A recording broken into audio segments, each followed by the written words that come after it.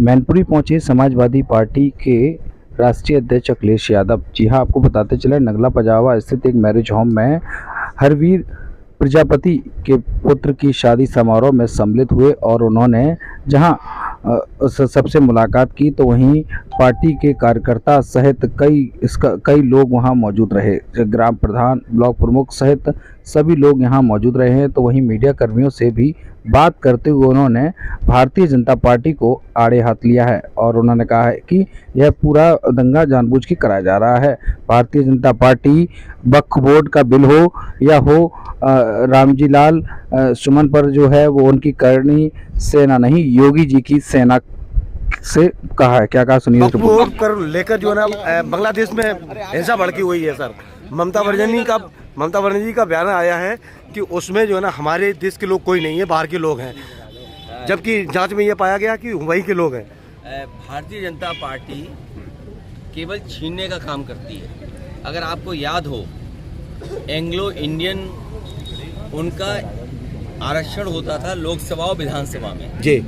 ये सरकार में आए तो एंग्लो इंडियंस का आरक्षण छीन लिया, नोटबंदी कर करके रुपया छीना गया, जीएसटी कर करके जो व्यापारी हमारा काम करता था, कारोबार करता था, उसका कारोबार छीन लिया इन्होंने।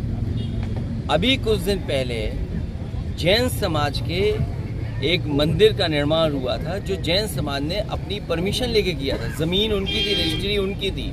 बम्बई में उस जैन मंदिर को ध्वस्त कर दिया इन्होंने जी, केवल ज़मीन छीनने के लिए। और अब जो वक्फ बिल लेकर के आए हैं, ये केवल ज़मीनों पे इनकी निगाहें हैं। नफ़रत कैसे फैले, हिंदू मुसलमान में खाई कैसे पैदा हो, ये मैनपुरी है, आसपास के ज़िले हैं। यहाँ पर किसान को चाहिए उनकी पैदावार की सही कीमत। आप मुझे बताइए, वक्फ बिल आ जाने से किसानों की क्या आय दोगुनी हो जाएगी?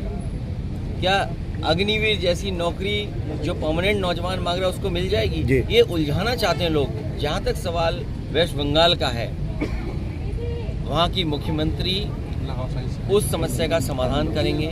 जिस तरह का वहाँ माहौल बनाया हुआ है, बीजेपी राजनीतिक लाभ लेना चाहती है। अंतोगत्वा कभी भी आप देखोगे दंगा अगर कहीं होगा तो भारतीय जनता पार्टी उसके पीछे होती है।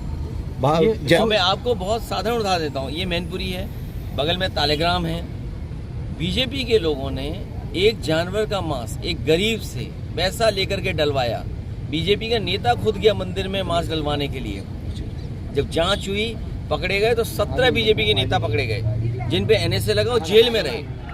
आपके तालेग्राम में बगली घटना है। बंगाल में क्योंकि ममता बनर्जी जी को हरा नहीं पा रहे हैं, इन्हें ये मौका मिला है वक्फ बिल के माध्यम से खाई खोद दें और बदनाम कर दें। ये भारतीय जनता पार्टी की पुरानी रणनीति है, लेकिन जनता जानती है कि इस तरह उलझेंगे नहीं। कैसा मुलाकात हुई है, आगरा पहुंचे हैं आप, करनी सेना के लोगों द्वारा विवादित बयान बहुत वो जो सेना वो है योगी सेना, और बहुत भोले वाले लोग हैं, उन्हें उलझा रहे लोग। दिल्ली वाले उलझा रहे हैं कि लखनऊ वाले उलझा रहे हैं, ये नहीं पता लग रहा है। केशव प्रसाद मौर्य जी ने बयान दिया है कि अखिलेश जी की जो पीडी है वो फर्जी है, परिवार डेवलपमेंट है। क्या कहेंगे आप? मैं ये जानता हूँ, ये इसलिए कहलाया जा रहा है कि पीडीए कटता रहे आपस में जी। बात समझ गए?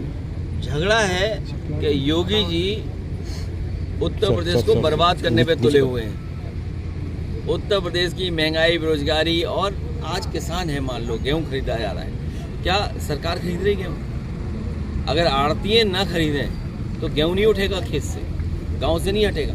और सरकार की अभी भी यही पॉलिसी है कि उद्योगपतियों को लाभ पहुंचाएं।